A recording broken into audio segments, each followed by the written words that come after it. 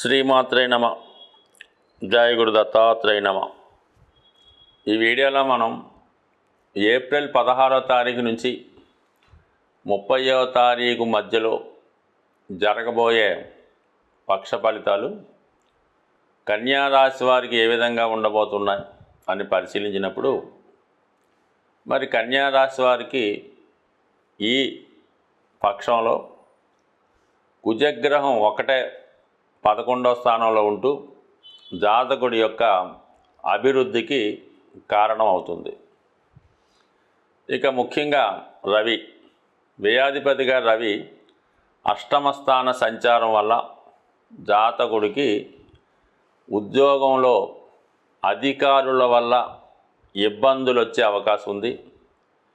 జాతకుని యొక్క వ్యక్తిగత ఆరోగ్యంలో కొద్దిపాటి ఇబ్బందులు, లోపాలు ఉండే అవకాశం ఉన్నది.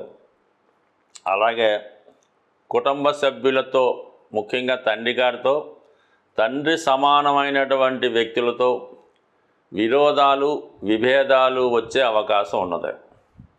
అందువలన సాధ్యమైనంత వరకు ఈ నెలలో, అంటే రవి అష్టమంలో ఉంటాడు, మనకి ఇంచుమించుగా మే 14 వరకు ఉంటాడు.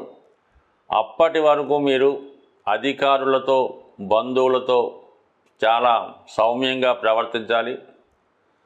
మరి చట్టానికి వ్యతిరేకంగా ఎటువంటి కార్యకలాపాల్లో పాల్గొకూడదు. ప్రభుత్వానికి చెల్లించవలసినటువంటి ఏవైనా ట్యాక్సులు వగైరాలు ఉన్నా, ఏవైనా పేపర్స్ సబ్మిట్ చేయవలసి ఉన్నా కంపల్సరీగా సబ్మిట్ చేయవలసి ఉంటుంది. లేని పక్షంలో అధికారుల నుంచి వేధింపులు, ఏదైనా ఇన్కమ్ ట్యాక్స్, ఈడీ లాంటి రైడ్స్ జరిగే అవకాశాలు ఉన్నాయి. అందువలన జాగ్రత్తగా ప్రభుత్వ వ్యవహారాల్లో జాగ్రత్తగా ఉండండి. ఆరోగ్య విషయంలో కూడా జాగ్రత్త తప్పనిసరి. ఇక కుజుడు 11వ స్థానంలో ఉండడం వల్ల చాలా వరకు పోలీస్ డిపార్ట్మెంట్ వారు, న్యాయ వ్యవస్థ మీకు అండగా ఉండడం జరుగుతుంది. భూములు, స్థిరాస్తుల విలువ పెరగడం వల్ల మీ యొక్క టోటల్ అసెట్స్ విలువ వాల్యూ పెరుగుతుంది. అలాగే భూముల మీద రావాల్సిన ఆదాయం వస్తుంది. అన్నదమ్ములు, రక్త సంబంధికులు, స్నేహితులు మీకు చాలా వరకు సహకరించడం జరుగుతుంది. చాలా కాలంగా ఇతరుల ఆధీనంలో ఉండిపోయినటువంటి భూమి కానీ, ఆస్తి కానీ, ధనం కానీ ఈ సమయంలో మీకు రావడం జరుగుతుంది. ఏదైనా ఇన్సూరెన్స్ కానీ, చిట్ ఫండ్ కానీ మీరు ఎవరికన్నా అప్పిచ్చి ఉన్నా, లేదంటే మీ యొక్క అత్తవారు సంబంధించినటువంటి ఆస్తి ఏవైనా రావాల్సి ఉన్నా, లేదంటే మీ యొక్క ఆస్తి పంచుకోకుండా ఉమ్మడిగా వేరే వారి దగ్గర ఉన్నా, ఈ సమయంలో అది మీ యొక్క స్వాధీనం అయ్యే అవకాశం ఉన్నది. మొత్తం మీద భూముల వ్యవహారాలు, అన్నదమ్ముల విషయాలు, ధన సంబంధించిన విషయాలు మీకు అనుకూలంగా రావడం జరుగుతుంది. సో ఇక మరి గురువు 9వ స్థానంలో ఇంకా ఒక నెల రోజుల పాటే ఉంటాడు కాబట్టి ఇది విద్యార్థుల యొక్క ఉన్నత విద్యకి, పెద్దవారు ఏదైనా పుణ్యక్షేత్రాలు దర్శిద్దామనే ఆలోచన అవకాశం ఉంటే కంపల్సరీగా మీరు ఏదైనా పుణ్యక్షేత్రాలు దర్శించడం మంచిది. దానికి తగ్గట్టుగా సహాయం కూడా, సహకారం కూడా లభిస్తుంది. తగు ఏర్పాట్లు కూడా సులువుగా చేసుకోవచ్చు. కాబట్టి మరి అలాగా మీ యొక్క ఆలోచన ఉంటే ఏదైనా పుణ్యక్షేత్రాలు దర్శించడం కానీ, ఏదైనా విదేశాల్లో ఉన్నటువంటి మీ పిల్లల్ని కలుసుకోవడానికి కూడా ఇది ఒక అనుకూలమైన సమయం. ఇవన్నీ బాగున్నాయి. కానీ ఎటొచ్చి వివాహం, సప్తమ స్థానానికి సంబంధించినవి చాలా జాగ్రత్తగా ఉండాలి. అంటే ఒకటేంటంటే పెళ్ళి, భార్యాభర్తల మధ్య ఉన్నటువంటి అన్యోన్యత, అలాగే వ్యాపారానికి సంబంధించినటువంటి పార్ట్నర్స్ ఏవైనా ఉంటే వాటి యొక్క లావాదేవీలు, అలాగే మీ యొక్క బలహీనతలు, వీక్నెస్లు, ముఖ్యంగా మీరెవరితో ఉన్న పరిచయమో, ఎఫ్ఐఆరో, ఇంకొక సంబంధమో పెట్టుకొని ఉంటే ఆ విషయంలో మాత్రం చాలా జాగ్రత్త వహించవలసి ఉంటుంది. ఏదో ఒక చిన్న పరిచయం మిమ్మల్ని చాలా ఇబ్బందులు పెట్టే అవకాశం ఉన్నది. సరదాగా ఏదన్నా ఫోన్ చేస్తేనో, మెసేజ్ పంపుతానో అది పెద్దదై మీ యొక్క వివాహ బంధాన్నో, మీ యొక్క క్యారెక్టర్ను పాడు చేసే అవకాశం ఉంటుంది. ఆ కారణం వల్ల మీరు ఏదైనా తెలియని వారి దగ్గర నుంచి వచ్చినటువంటి వాట్సాప్ ఫోన్లు కానీ, మెసేజ్లు కానీ, లేదంటే పరిచయం లేని వారితో పరిచయం పెంచుకోవడం కానీ, ఈ ఫేస్బుక్ ద్వారా పరిచయం వాళ్ళతో చాటింగ్ చేయడం లాంటివి చేస్తే 100% మోసపోయే అవకాశం ఉంది. అలాగే అది మీ యొక్క ఇతరుల యొక్క అంటే మీ భార్యాభర్తల మధ్య అనుమానాలు రావడం వీటికి కూడా కారణం అవుతూ ఉంటుంది. కాబట్టి సాధ్యమైనంత వరకు స్త్రీలతో అంటే మగవారైతే స్త్రీలతో, మరి స్త్రీలైతే మోసపూరితమైనటువంటి మగవాళ్ళతో పరిచయాలు పెంచుకోవద్దు. వారికి ఎటువంటి సహాయాలు చేయొద్దు. కనీసం మీ ఫోన్ కూడా ఇతరులకు ఇవ్వడం కానీ, మీ ఫోన్ నెంబర్ ఇవ్వడం కానీ ఇటువంటి కార్యక్రమాలు చేయకుండా చాలా జాగ్రత్త వహించడం మంచిది.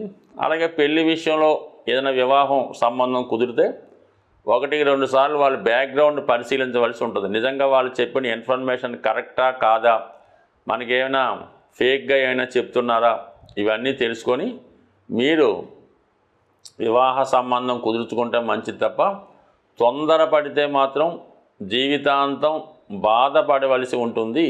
సాధారణంగా గ్రహాలు మారినప్పుడు వాటి ప్రభావం ప్రతి ఒక్కరి మీద మంచి చెడు కూడా రావడం జరుగుతూ ఉంటుంది. కేవలం ఇప్పుడు మనకి శని ప్రభావం ఏలినాటి శని అన్నది ఏదో ఏలినాటి శని 3 రాశుల మీద ఉంటుంది అనుకుంటారు. బట్ కానీ ఇంచుమించుగా 12 రాశుల్లో 9 రాశుల మీద ఈ ఏలినాటి శని ప్రభావం అన్నది కనబడుతూ ఉంటుంది. కేవలం 3 రాశుల వారికి మాత్రమే శని ఫేవర్గా ఉండడం జరుగుతూ ఉంటుంది.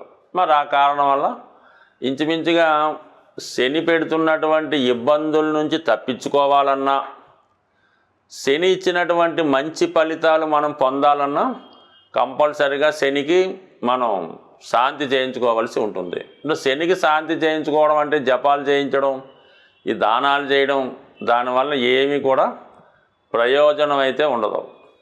మీరు శని యొక్క మంచి ప్రవర్తన, మంచి ఫలితాలు పొందాలన్నా, వారు పెట్టిన కష్టాల నుంచి తప్పించుకోవాలన్నా ముందు మీరు ఇతరుల మీద ఆధారపడకుండా ప్రతి పని అంటే సొంత పనులు లాంటివి మీకు మీరే స్వయంగా చేసుకోవలసి ఉంటుంది.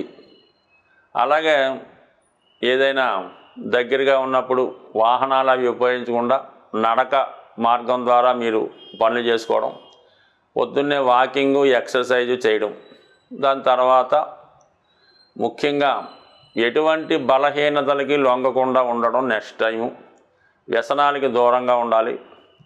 పెద్దల్ని వృద్ధుల్ని గౌరవించడం మంచిది. బయట వారు ఎక్కడన్నా మనకు అనవసరం. మీ కుటుంబంలో ఎవరైనా వృద్ధులైన వారు అంటే వారు పనులు వారు చేసుకోలేకుండా ఉన్నవాళ్ళు ఎవరైనా ఉంటే వారికి మీరు ఏదో రకంగా సహాయం చేయడం మంచిది. అంటే వాళ్ళ మనస్తత్వం ఒక చిన్నపిల్లవాడు మనస్తత్వంలా ఉంటుంది కాబట్టి వారికి సమయానికి ఆహారం అందించడం, వాళ్ళకి ఏమైనా బిస్కెట్లో ఏదో కావాల్సినవి మంచినీళ్ళు దగ్గరగా ఉంచడం, సమయానికి మందులు దగ్గరుండి వేయించడం. పెద్దగా పూర్వంలాగా మీరేమి సేవలు చేసి అక్కర్లేదు. వారిని సావధానంగా పరామర్శించి మంచి మాటలతో వాళ్ళని సంతోషపెట్టిన శని భగవానుడి యొక్క అనుగ్రహం కలుగుతుంది. ఇంకా అవకాశం ఉన్న వాళ్ళు ఏం చేయాలంటే మన వృద్ధులకి రోగులకి మందులు పంచిపెట్టడం. ఇప్పుడు చాలా ఉన్నాయిగా అనాథ శరణాలయాలు, వృద్ధాశ్రమాలు, ఓల్డ్ ఏజ్ హోములు. గతంలో హైదరాబాద్లో ఎక్కడో ఒకటి ఉండేది. ఇప్పుడు ప్రతి కాలనీలో అంటే ఇంచుమించుగా ప్రతి ఒక్క ఏరియాలో ఈ ఓల్డ్ ఏజ్ హోమ్ అన్నది పెట్టడం జరుగుతూ ఉంది. ఇప్పుడు బిల్డింగ్లు పెద్దగా కట్టి అనాథ శరణాలయానికో లేదంటే ఓల్డ్ ఏజ్ హోమ్కి అద్దె ఇవ్వడానికి చాలా బ్రహ్మాండంగా నడుస్తున్నాయి. అందువల్ల అటువంటి వృద్ధాశ్రమానికి వెళ్ళి వాళ్ళకి మెడిసిన్స్ అవసరమైనటువంటి మందులు ఇవ్వడం వల్ల మనకి కూడా అంటే ఏదన్నా ఏ గ్రహమన్నా అనుకూలిస్తుంది కాబట్టి ఆ సేవాభావంతో ఉండండి. మీరు సంపాదించే సంపాదనలో ఒక 0.5% ఖర్చు పెట్టినా చాలు. ఆ విధంగా చేసుకోండి. అయితే మీరు ఈ రాశి ఫలాలు విన్నంత మాత్రం చేతో లేదా ఏదైనా మంచి జ్యోతిష్కుడి దగ్గర జాతకం చెప్పించుకుంటేనో మీ జీవితం అయితే ఎట్టి పరిస్థితుల్లో మారదు. పైపెచ్చి ఏంటంటే వాళ్ళు బాగుపడతారు తప్ప మిమ్మల్ని మార్చే శక్తి ఆ జ్యోతిష్కుడి దగ్గర ఎట్టి పరిస్థితులు కూడా ఉండదు. అందువల్ల మీరు జాతకం చెప్పించుకుంటే జీవితం మారిపోద్ది, పెళ్ళిళ్ళు అయిపోతాయి, ఉద్యోగాలు వచ్చే మాత్రం ఒట్టి భ్రమ. మీరు వారు చెప్పినట్టు నడుచుకొని ఏదైనా ఆ పరిహారమో ఆ ప్రయత్నమో చేయడం వల్ల మీ జాతకంలో యోగం ఉంటే అది వస్తుంది తప్ప ఉద్యోగం రావడానికి ఒక హోమం, లేదంటే ఒక ఉంగరం, పెళ్ళి కావడానికి ఒక హోమం, ఒక ఉంగరం ఇలాగేమీ ఉండవు. బట్ ఇదంతా ఒక అపోహ మాత్రమే. మీ జాతకంలో ఉంటే ప్రయత్నం చేస్తే, అంటే జ్యోతిషుడు ఎంతవరకు చెప్తాడు, అబ్బాయి ఈ సమయంలో బాగుంది, ఈ గురుబలం వస్తుంది కాబట్టి ఈ పెళ్లి ప్రయత్నం చేసుకోండి, ఈ రవి బలం బాగుంది కాబట్టి ఏదైనా గవర్నమెంట్ సర్వీస్ ప్రయత్నం చేసుకోండి, రావచ్చు, అంతవరకే చెప్తాడు తప్ప ఆ జాతకుడు ఉద్యోగం చేసి పెళ్ళిళ్ళు చేస్తే వాడు బ్రహ్మాండంగా ఏ లెవెల్లో ఉంటాడు. కాబట్టి మీరలా అత్యాశగా పోకుండా ప్రయత్నం చేసుకుంటేనే ఫలితం దక్కుతుంది. స్వస్తి.